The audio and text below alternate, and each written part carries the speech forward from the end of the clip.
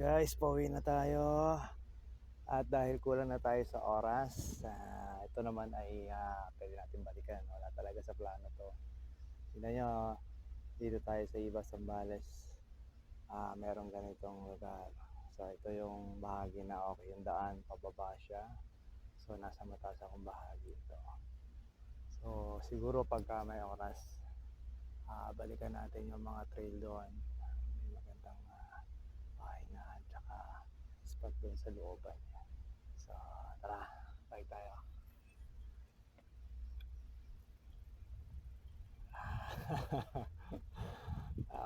Sarap talaga pagka yung hindi mo pinaplano. Ito, hindi ko ito pinaplano ngayong araw na ito dito sa mismong pinakalooban ng Ibas, Zambales. So ito naman yung daan na kung saan ay sementado na.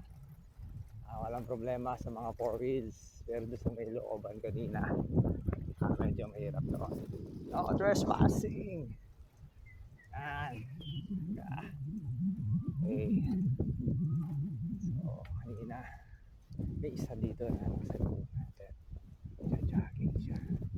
Sarap talaga dito. Yan so talagang fresh air. Wala pa ako nakakasalubong mula kanina ng mga sasakyan. So yan so ito yung bahagi na dinaanan natin. Kita nyo guys, medyo pababa na ito, so kailangan ko lang bitawan kasi baka kailangan natin pumreno gamit ang dalawang kamay natin. So delikado kung isang kamay lang tsaka pababa.